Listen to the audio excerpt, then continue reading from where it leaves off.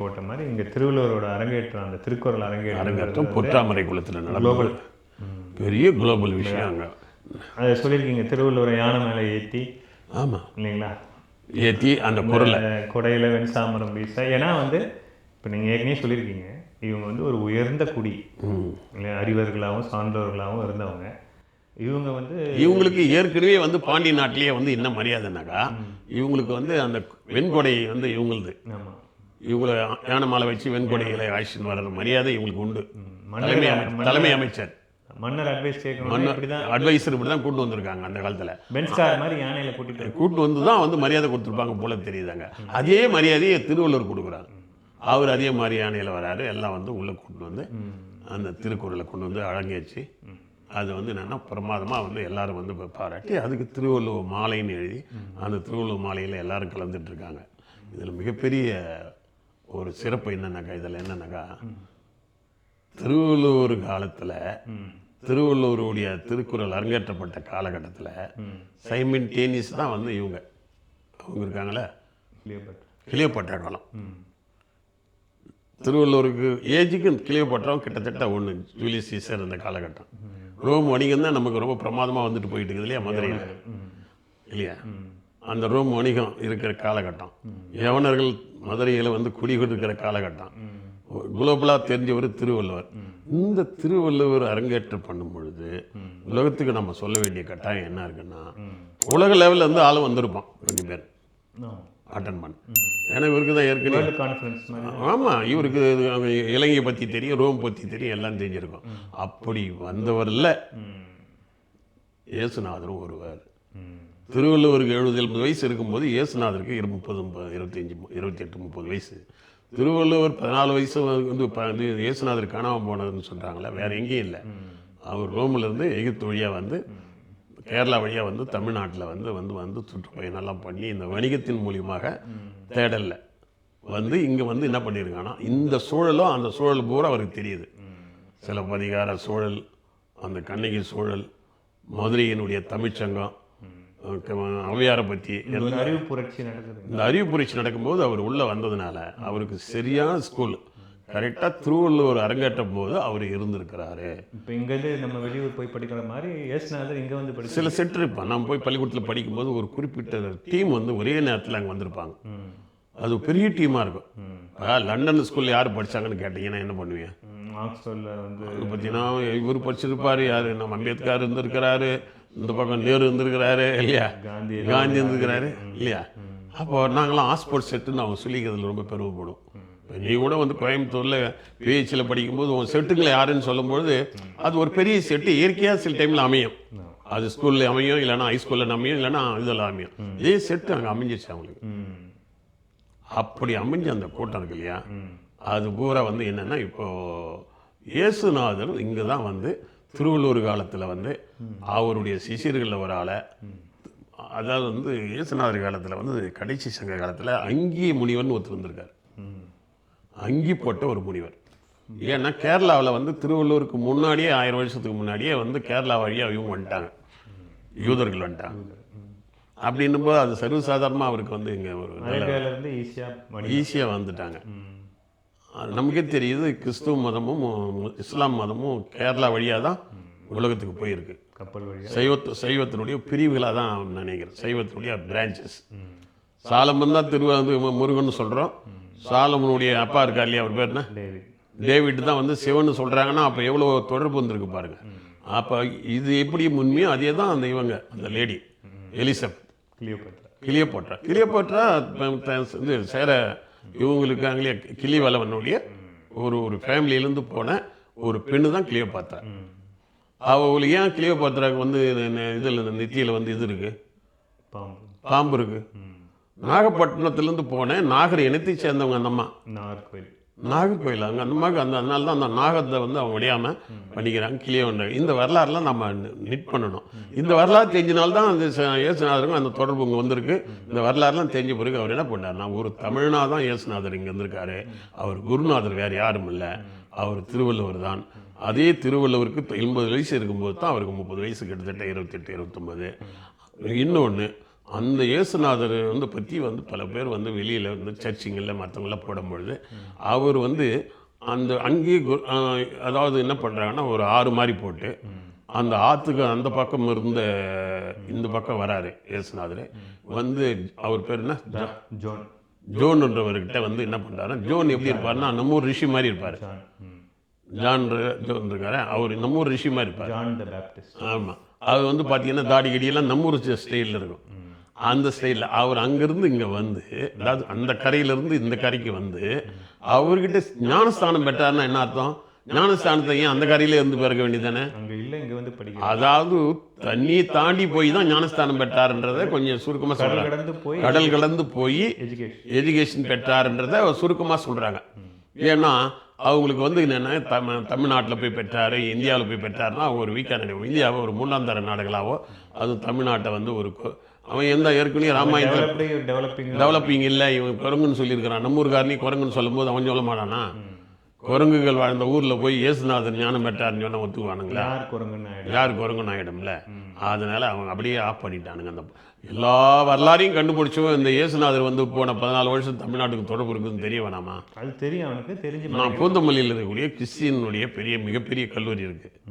அது 130 வருஷத்துக்கு கல்லூரி ஒன்று இருக்குது. அதில் என்னை வந்து சிறப்பு அழைப்பாளராக போடும்போது நான் இதை ரொம்ப போல்டாக பேசினேன். நான் இயேசுநாதர் ஞானம் பெற்றது தமிழ்நாட்டில் வந்து தான் பேசினேன். இது சில பேருக்கு ஒரு மாதிரி ஆகி போச்சு. என்னன்னாங்க, அது மறுக்கிறது இல்லை இல்லைங்க. இங்கே தான் ஆதாம் ஏவாலே இங்கேருந்து போனாங்க அப்படின்னா அப்புறம் என்ன இல்லையா? ஆதாம் இன்னும் இங்கேருந்து தான் போகிறாங்க. ஆதாம்ன்றீங்க, இலையிலேருந்து இருக்கின்றீங்க இல்லையா? ஏவால் அங்கன்றீங்க. அப்போ ஆதாம் தொடர்பு இருக்குது அப்படின்னும் போது அதுலேருந்து வந்த இயேசுநாதருக்கு இங்கே தொடர்பு இருக்காதா? அதனால தமிழ்நாட்டில் வந்து தான் அவர் ஞானம் பெற்று திரும்பினார். ஏன்னா அவர் வரும்பொழுது இங்கே அகிம்சையே இருந்தது. அன்பும் மரணம் உடைத்தாயின் இல்வாழ்க்கைன்னு திருவள்ளுவர் சொல்றாரு. அன்பே சிவன் சொல்றாங்க. சைவ சித்தாந்தம் இங்க இருந்தது. திருக்குறள் சொல்றாரு, இதை இன்னா செய்தாரை ஒருத்தல் அவர் ஞானம் நன்மையும் செய்து விடல். அது என்னது? ஒரு கண்ணில் அறிஞ்சா இன்னொரு கணத்தை காட்டுன்றதை ரொம்ப தெளிவா திருவள்ளுவர் சொல்லியிருக்காரு. அது அப்படியே அவரும் செயல செஞ்சிருக்காரு. 1330 ஒரு குறள் எடுத்துன்னு போய் கிறிஸ்டியானிட்டி ஃபார்ம் ஆயிடுச்சு. இந்த ஒரு குறள், இன்னா செய்தாரை ஒருத்தர் அவர் நான நன்மையும் செய்து விட, இக்கண்ணத்தில் அடைந்தால் இன்னொரு கண்ணத்தை காட்டு. எங்கிறது? திருக்குறள் தான் போச்சு. ஆக திருவள்ளுவருக்கு ஞானம் கொடுத்த ஞானன் வந்து இவர் தான். இந்த ஞான வெட்டியான் தான் இவர் தான். புரியுதா? இந்த ஞானத்தை கொடுத்தவர் இவர் தான் ஞான வெட்டியான். ஆக நாம் இதெல்லாம் வந்து நம்ம அழுத்தி சொல்ல வேண்டியிருக்கு. அப்போது ஆனால் அப்படிப்பட்ட அந்த திருவள்ளுவர் சமுதாயத்தை இப்போ ஒரு தாழ்த்தப்பட்ட மக்களாக பின்னாடி என்ன பண்ணிடுறாங்கன்னா, வெவ்வேறு ஆளுங்களாம் வெளியிலேருந்து வர ஆரம்பிக்கணும். பல்லவர்கள்லேருந்து வெளியிலேருந்து வர ஆரம்பிக்கிறாங்க. அப்புறம் வந்து பாண்டிய நாடு வந்து அடிமையாகுது. அப்புறம் வந்து இஸ்லாம் வந்து சில டைமில் உள்ளே வந்துடுது. அப்புறம் கிறிஸ்டின் வந்துடுது. வர்ணாசிரமத்தை ஆதரிக்கிற நாயக்கர்கள். இந்த நாயக்கர்கள் வேற யாரும் இல்லை, முன்னாடி வந்து இவங்க வந்தாலும் முஸ்லீம் மந்திரன் அதே மாதிரி தான் இவங்க. தமிழ் வந்து வர்ணாசிரமத்தை தூக்கி பிடிக்கிறவங்க இவங்க இல்லையா? அவங்க வந்து வர்ணாசிரமத்தை தூக்கி பிடிக்கிறோம். இவங்க எல்லாம் உள்ளே வந்தவொடனே என்ன ஆகி போச்சுன்னா, திருக்குறளை இருட்டடிப்பை பண்ணிட்டாங்க. அவையார் வந்து மட்டும் கொஞ்சம் அவங்க பக்கம் கொஞ்சம் திருப்பி சில உள்ள நுழைவிட்டாங்க. திருக்குறளில் நுழைக்க முடியல. அதனால இதை வந்து திருப்பி யாரா எடுத்தான்னா அதே இவங்க தான் எடுத்தான். யார்? கிறிஸ்துவ மதம் தான் தூக்கி சமணம் திருக்குறளை அரங்கேற்றின மாதிரி. ஆமாம், வேற்று மதத்துக்காரங்க தான் திருக்குறளை தூக்கி பிடிக்கிறாங்க. திருவள்ளுவருக்கு கோயில் கட்டுறது யாரு? ஒரு முஸ்லீம். எதில்? மயிலாப்பூரில். திருவள்ளுவர் குறளுக்கு வந்து எடுத்து வந்து இது மொழிபெயர்த்து நான் வெளியிட்டது யாரு? கிறிஸ்துவர்கள். அப்போ என்ன ஆகி போச்சுன்னா, திருவள்ளுவரையே வந்து வெளியிலேருந்து தான் எடுக்கிறாங்க. ஆமாம், இந்த உள்ளூரில் இருக்கிற சைவம் வந்து மங்கி போச்சு. ஆனால் அது திரும்ப அது தலையை தூக்குது. எப்போன்னா 7ஆம் நூற்றாண்டில் தலையை தூக்கும்போது மறைமலையடிகள், வள்ளலார் போன்றவர்கள்லாம் என்ன பண்ணுறாங்கன்னா, திருக்குறள் அப்படியே மாறி மாறி வாவிச்சு அண்ணா எல்லாம் மாறி மாறி திருக்குறள் தூக்குறாங்க. தூக்குனவுடனே என்ன ஆகி போச்சுன்னா, மறுபடியும் குளோபல் ஆயிடுச்சு. மறுபடியும் குளோபல் ஆன உடனே அது வந்து உலகில் லெவலுக்கு ரஷ்யா வந்து இப்போ திருக்குறளை பாதுகாக்கிற இடத்துக்கு போயிட்டானே. பகவத்கீதையை நான் ஏற்றுக்க மாட்டேன், திருக்குறளை தான் ஏற்றுக்கணும் அவன் சொல்லிட்டானே இல்லையா? இப்போ கூட மோடி அவர்கள் வந்து வெளிநாட்டுக்கு போனார்னா அவர் எங்கேயுமே பகவத்கீதையை பற்றி பேச மாட்டார். எங்கே போனாலும் திருக்குறள் தான் ஏன் பேசுவார்னா, பகவத்கீதையை பேசினா அவர் மதிக்க மாட்டான். யோ என்னையா, நான் கிறிஸ்டின்னு, நீங்கள் முஸ்லீம், நீ என்ன இந்து ஃபெனாட்டிக்காக இருக்கிற, அதெல்லாம் அப்படின்வான். அதனால தப்பிச்சிக்கிறதுக்கு திருவள்ளுவர் தான் கொண்டு போவார். ஆனால் இந்த ஊரில் வரும்போது மட்டும் அவர் சொல்லணும், அவர் வந்து பகவத்கீதை சொல்லணும், அவர் டெல்லியில் இங்கே அட்வொகேட் ஆகிடுவார், அங்கே ஜட்ஜ் ஆகிடுவார், ஜட்ஜ் ஆகிடுவார். அந்த மாதிரி பண்ணிடுவார். உண்மையிலேயே அவருக்கு எண்ணம் இருக்குது. மோடி அவர்களுக்கு திருக்குறள் மேலே ஒரு எண்ணம் இருக்குது. ஆனால் அது வெளிப்படையாக சொல்ல முடியாது. ஏன்னாங்க அவர் வந்து அவங்கள வச்சே ஆட்சி செய்திருக்கிறார் வடநாட்டை நம்பி. ஒருவேளை தமிழ்நாட்டு சிஎம் வந்து அடிச்சு விடுவார். திருக்குறள் தான் வந்து பகவத்கீதையோட பெஸ்ட்னு கூட பேசிடுவார். ஆனால் பேச முடியாது இல்லையா? பெஸ்ட்டுன்னு சொல்கிற அன்றைக்கி ஆமாம். ஐயோ, நீங்கள் எனக்கே வந்து பாரதியார் மேலே கோவம் என்னென்னா, நான் கண்டதிலே வந்து இளங்கோவடிகளைப் போல அது இளங்கோவடிகளைப் போல திருவள்ளுவரை போல இல்லை அவையாரை போல இல்லைன்னு சொல்லணும். அவர் போய் கம்பனை போய் இல்லைன்னு ஏன் சொல்கிற? கம்பன் தமிழ் புலவன், நாம் நேசிக்கிறான். தமிழ்ன்றது போதுமா? புரியுதா? தமிழை பேசினா மட்டும் போதுமா? தமிழ் என்ன சொல்ல வரான்றது ரொம்ப முக்கியம் இல்லை. தமிழருக்கு எதிரான ஒரு படத்தை டைரக்ட் பண்ணுற மாதிரி நம்ம ஊருக்காரனை குரங்குன்னு சொல்கிற படத்தை எதுக்கு டைரக்ட் பண்ணுறீங்க? அது எவ்வளோ கோடி கொடுத்தாலும் பல பேர் கம்பன் கழகத்தில் என்னை கூப்பிடுவாங்க. எங்கள் ஊருக்காரனை கம்பன் குரங்குன்னு சொல்லியிருக்குது. அந்த நூலில் முதல்ல அந்த இது மாற்றணும், சுந்தரகாண்டத்தை மாற்றி குரங்குன்றது இல்லை, இது வந்து தமிழன், தமிழன் தான் ராமருக்கு வாய்ப்பு கொடுத்தாரு, அவரு தான் ராவணன்கிட்ட வந்து ஜெயிச்சு கொடுத்தாரு அப்படின்னு சொல்லணும். இது ராவண தேசம் எதுக்கு சொல்கிறீங்க? இது முருகன் தேசம் இது இல்லையா? முருகன் தான் வந்து ராமருக்கு வந்து ராவணனை வீழ்த்தி அவருக்கு வந்து சீதையை மீட்டு கொடுத்தவர். அதனால்தான் வந்து இதெல்லாம் வந்து சிவலிங்கத்தை வணங்குறாரு அவர், முருகருக்கு அந்த எல்லாம் இருக்குது இல்லையா? ஆனால் இந்த வரலாறை மறைக்கிறாங்க இல்லைன்னா. இப்போ நீங்கள் வந்து சுக்கிரவன் போய் காப்பாற்றினார் இலங்கைன்னா இலங்கையில் இருக்கணும் இல்லையா? சுக்கிரவன் பேர் இல்லையா, முருகன் தான் இருக்குது. இலங்கை போகிற தமிழர் இன அரசியலாக தான் இங்கே இருக்க வேண்டியது. இது ராவண அரசியலாக திராவிட அரசியலாக கொண்டு போகிறான். ஒன்று ராமர் அரசியலாக கொண்டு போகிறாங்க வடநாட்டுக்காரங்க கொண்டு வரான், ஒன்று ராவண அரசியலாக கொண்டு வரான். இடையில ராமருக்கு மனைவியை மீட்டு கொடுத்து ராவனுக்கு தண்டனை கொடுத்த முருகனுடைய அரசியல் இங்கே இல்லை. அதுதான் இப்போ தமிழன் ஆளக்கூடாதுன்றது. ராவண ஆண்டா என்ன, ராவண ஆண்டாள் என்ன, ரெண்டு பேரும் தப்பு இல்லை. ராமனும் ஆளலாம், ராவணன் ஆளலாம். ஆனால் இடையில இருக்கிற முருகன் வந்துடக்கூடாது, தமிழன் ஆளக்கூடாது. அவன் உண்மையிலேயே ஆண்டவன்ற பேர் யாருக்குன்னு இவங்க ரெண்டு பேருக்கும் கிடையாது. பழனியாண்டவனுக்கு தான் ஆண்டவன் பேர். ஏவன் ஆண்டவனை அவனை கீழே போடுறது, அதாவது மேலே இருக்கிற பையில தூக்கி அடியில் போட்டான். ஆண்டவர்கள் அடிமையாக்க. ஆமாம், கண்டிப்பாக. அந்த வகையில் பார்த்தீங்கன்னா ஏன் ராமர் வந்து சிவலிங்கத்தை வணங்குறாரு? சிவன் குடும்பம் தான் அவருக்கு ராமருக்கு தூக்கி விட்டுச்சு. அதில் ஒன்றும் சந்தேகமே இல்லை. அந்த வகையில் நம்ம என்ன பண்ண வேண்டியிருக்குன்னா, நம்ம 1000 ஆண்டுகள், அதாவது மேலாளர் இவர் சொல்கிறார், யார் சொல்கிறாருன்னா மறைமலையடிகள் சொல்கிறார், திருவள்ளுவருக்கு முன்னாடி, அதாவது கிறிஸ்துவுக்கு முன்னாடி 1000 ஆண்டுகள் சிறப்பாக செவனி இந்த நாட்டை ஆண்ட வேளாளர் நாகரிகம் கோல்டன் பீரியடாக பண்ணுறாரு. இந்த 1000 ஆண்டுகள் வந்து மிக பொற்காலம். இதில் தான் வந்து கடிகேழு வள்ளல்கள், இடையேழு வள்ளல்கள், முதலேழு வள்ளல்கள். இந்த 1000 வருஷத்துல இந்த ஜீவன ஆரம்பிச்சு பெருமாள் சிவன் ஆரம்பிச்சு கடைசியில் வந்து பாரி மன்னல இவங்க அத்தனை பேருமே சேர சோழ பாண்டியர்கள். முருகன் வந்து அவன் வந்து சிவன், முருகன், திருமால் கோயில், திருமால், இது 3 பேரையும் வந்து ஒரு குறிப்பிட்ட இடத்துல வந்து திருமால் கோயில் இருக்காது.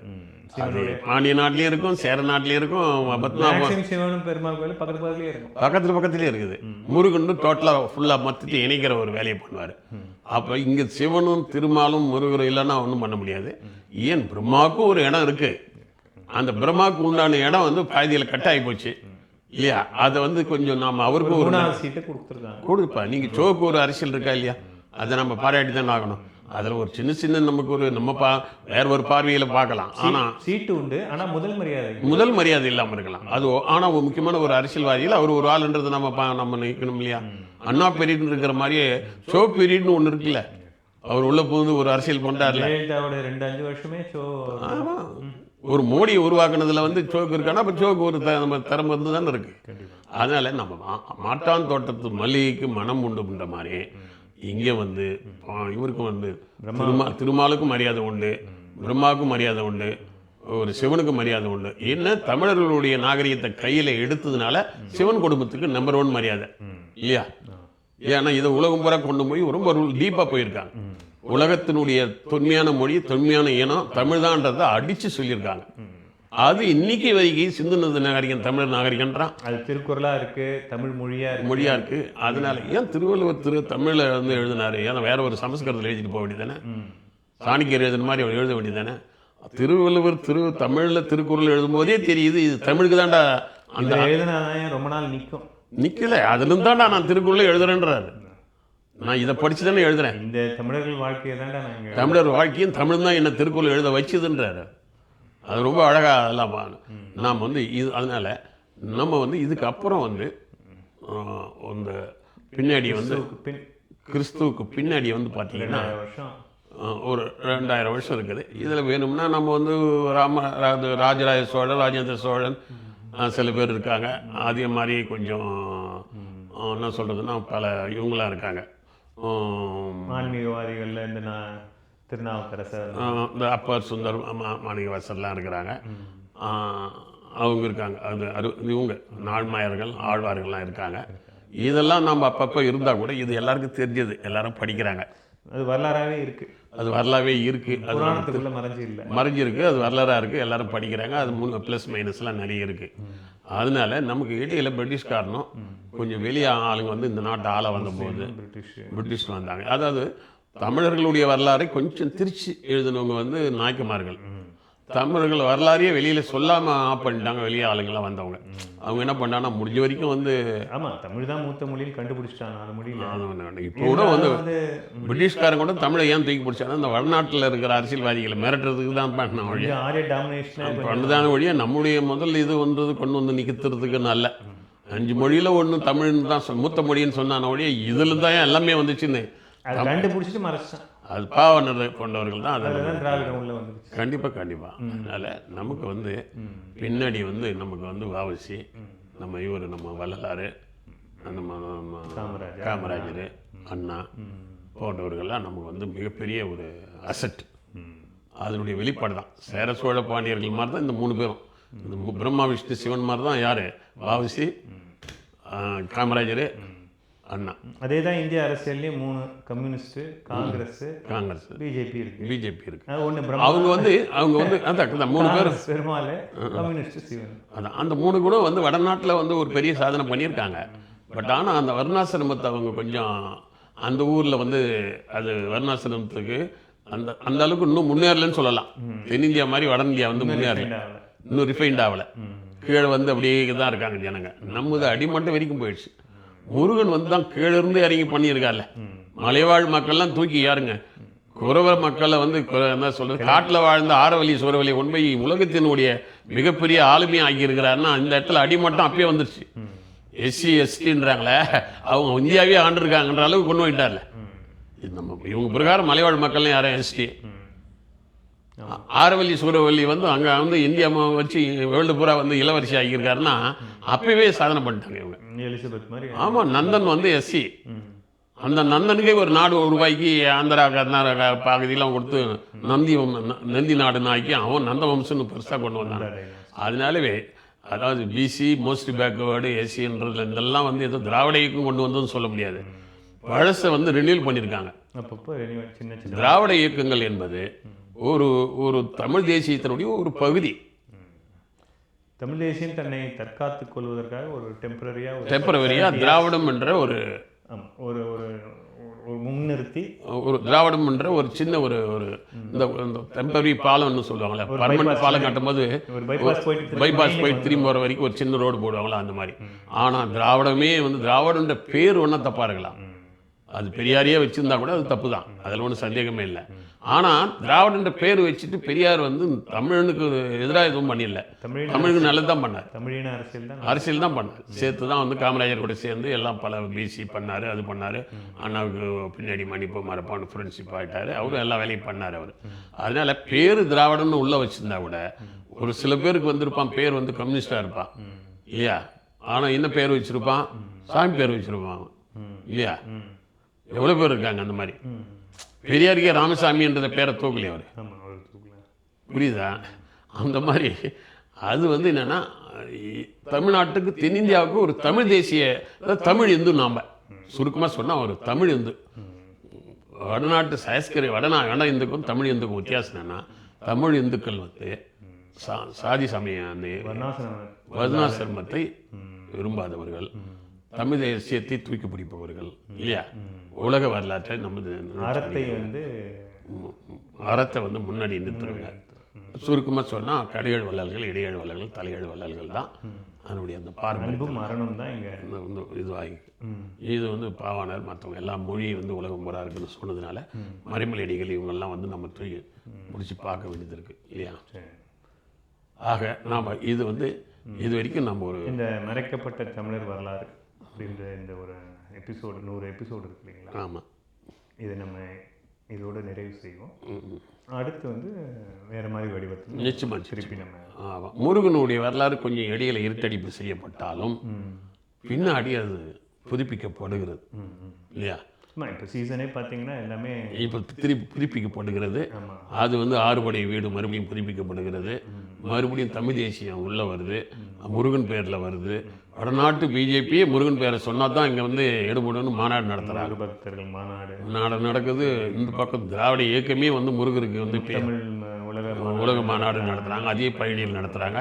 முருகனை சொல்லாமல் இந்த ஊரில் வந்து தைப்பூசம் இருக்க முடியாது அப்படின்ற ஒரு சூழல் வந்து வந்துச்சு.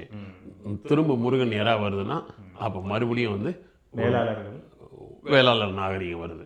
வேளாளர்ன்றது வெறும் சாதி அல்ல, தமிழருக்கு ஒரு வழிகாட்டியாக இருந்த சிந்தனையாளர். அவர்களெல்லாம் பின்னாடி வந்து என்னென்ன அடுத்த ஜாதி பிசி எஸ்சின்னு அரசிந்தனையாளராக இருக்கிறவரே வந்து ஒரு முற்போக்கான ஒரு அரசனுக்கே வந்து அட்வைஸ் சொல்லக்கூடிய திருவள்ளுவர் கொண்டு வந்து எஸ்சின்ட்டான்ல. அந்த மக்கள் இருக்காங்களே, சாதாரண அந்த மக்கள் இருக்காங்களே, பூர்வீக தமிழ் மக்கள், அவங்களே கொண்டு வந்து எஸ்சின்ட்டாங்களே. ஆதி தமிழ்னு கொண்டு வந்து பறையர்னு சொல்லிட்டாங்களே. அந்த மாதிரி மேல் பையில தூக்கி அடியில் வைக்கிறாங்க.